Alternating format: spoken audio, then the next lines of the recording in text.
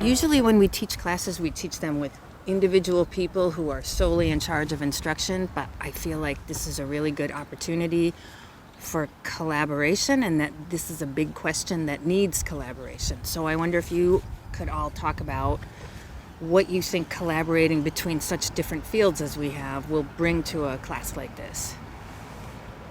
I mean, from my experience in the work at CEMUS, I think when you get people with different experiences into the same room, and in this case it's not really the same room but the same kind of online space, you have something that might not be structured and controlled happening. But I think maybe the most important thing for the online course and in this context is that you have people meeting other people they would not normally get in contact with. But then it's also for individuals in the course, I think they meet ideas and maybe get inspiration and maybe also get a sense of a community. That is also a key part in making things happen. And I think also to add on that, maybe it's important not to try to strive or aim for perfection in all of this, rather to experiment and try things out and see where that leads you. I think the take, make, use, dispose has been a way of life for a very long time. So to look at things differently, which is more circular and not linear, I think we would need actors from all aspects of life. So sustainability cannot be left to some environmentalist or some economist or somebody who's teaching it. We all have a role to play, and it's going to be a common exercise to explore how we achieve it, because there is no rule book right now. The rule book is it's the linear way of life. So I think when we have so many people on board with the same idea and the same concepts which we are all motivated for, I think it would be a great mix to also create a synergetic environment for sharing our ideas and opportunities together. So I think that would be very unique with this course. No, but I can take that question, which could be a longer answer or a shorter answer, is basically what in life led you to the point now in your work, but also other aspects of life. What got you engaged in these issues? And also if there are certain moments in life that kind of shaped you as a human being. Do you want to start? Sure. I started my career looking at 19th century American literature. And so moving to the study of garbage over the past 2 centuries globally and historically and in terms of representation looks like it is a huge difference, but actually one of the things that I found when I was teaching is that almost everything I was talking about was the mechanisms that the U.S. uses to abject certain ideas, people, things, or places. That is, to turn once valuable things into garbage. And so that actually led me to think about what is the key category that underlines all of my interest, and it's the idea of waste. And what happens to make waste, and whether or not waste contaminates or is contagious, and how that category describes objects and ideas and people and places. So I think it's partially that I came to it intellectually, but I also came to it in part because it is very easy to see when you work and live in the U.S. that you're surrounded by a flood of stuff at all times. You are just drowning in stuff, and it's broken or it's about to be used up. And you can fantasize that when you throw it away or recycle it, it's being taken care of, but it is not being taken care of. It is being shipped often to the world's most impoverished, immiserated places. And so as a way of thinking about how the U.S. operates as an actor across the globe, waste is also a really crucial category. So I think coming from an engineering background, even when I was working with our family business, I think I was always more interested in the scrap that we were generating than the product. Maybe that was a sign.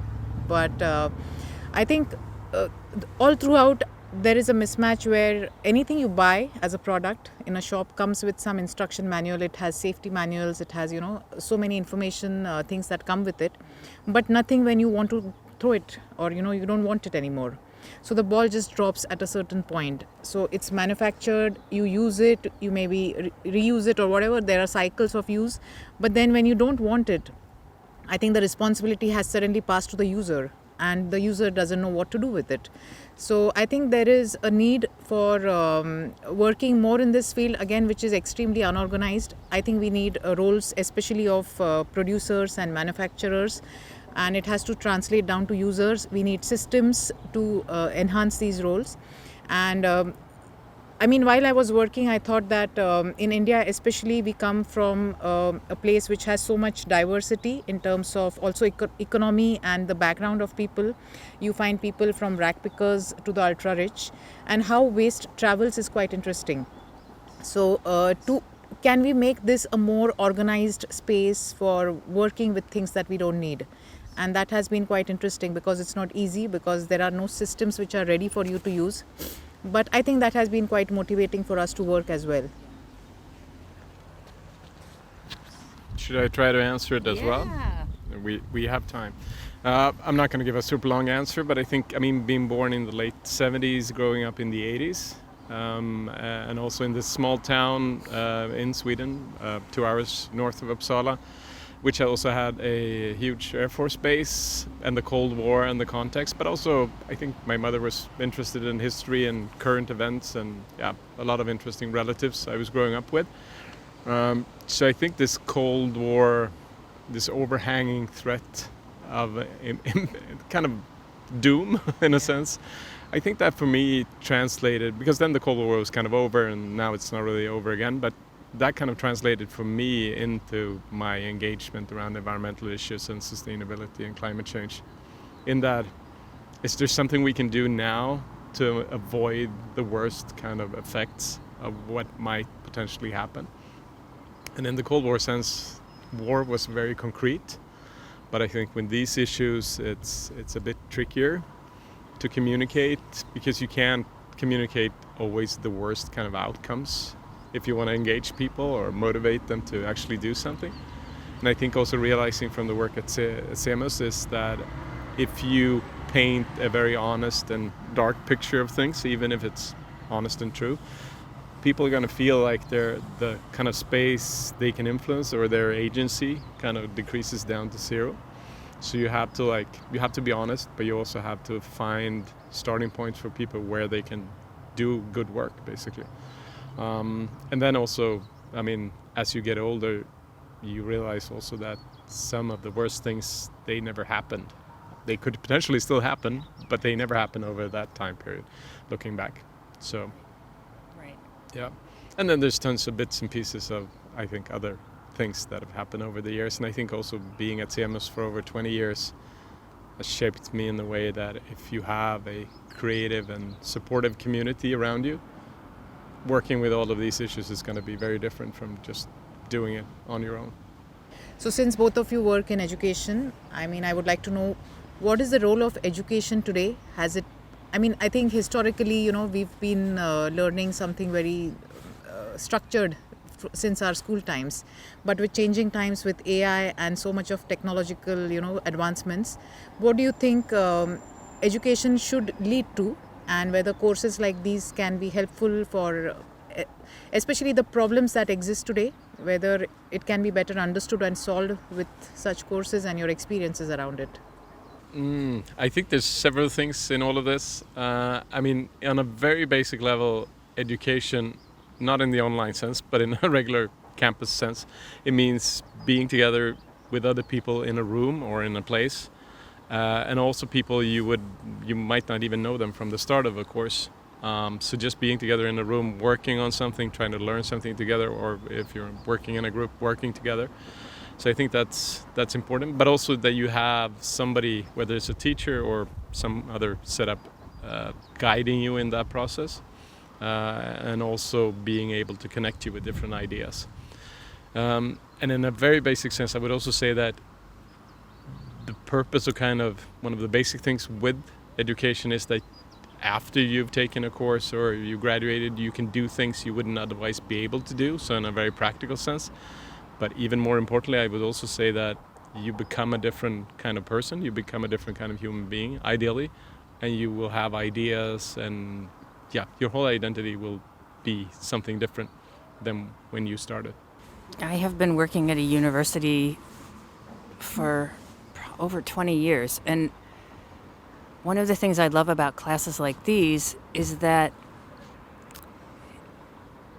it underscores what a fortunate position we are in right now, in that right now it is so easy to get any kind of information or data that you want. We do have to teach people how to assess where data is coming from and what it can do and whether its source is reliable, but you can get any kind of fact, which means that what we can really concentrate on in education is something that doesn't always get a lot of attention, which is how to think about facts and how to put them together into narratives that can make a difference in the world. And so I think courses like this are really interesting. And if you're doing it right, all courses, for creating a situation in which students have the luxury of experimenting with a lot of different ways of thinking about the world, which is something that when you live your everyday life, you don't have time to do, and you actually can sometimes get dinged for doing or punished for doing, right? Like, this is a scenario where you can occupy the most radically different positions of imagining a future world or a past world or the world that you're living in. And it's not only not a problem, it's what you're supposed to be doing. And I think in terms of something like a wicked problem like climate change that is so multifactorial, that is the only way you can approach it, as a project of the imagination and not as a project of just data. And we're supposed to end, but I think we can connect back to one of the assignments as well around these green dot, red dot things. Which will be explained further on in the course, or it's already explained. But if you would pick one red dot where we're sitting now, looking out, and one green dot, do you want to start? With the red and green over here? Yeah, just one example of each. It's very hard to find red dots here. It's so hard, but there's one red dot right there. There is some waste over here. Yeah, so somebody, the green dot thing could be somebody. Somebody had pleasure. So somebody had like a really nice dinner and drank a bottle of wine and just forgot it over there. So it's a green red dot mixed in together. I love that. Yeah. I think there's a green red dot too in the. Sorry. I would say in the U.S., those of you who are taking the class from the U.S. will know what I am talking about. There is this drive to keep all lawns manicured to within an inch of their life, and so there are many people for whom this lawn would be a red dot, but what I love is that it's really a green dot. It is growing, plants are seeding, it's beautiful, people aren't ripping up wildflowers, and so it's a different way of seeing how to be in nature. And for us, that's turning a red dot into a green dot. Okay. I think the red dot and green dot has so much of scope. Like it's something where we say linear is red and going circular is green at the highest level.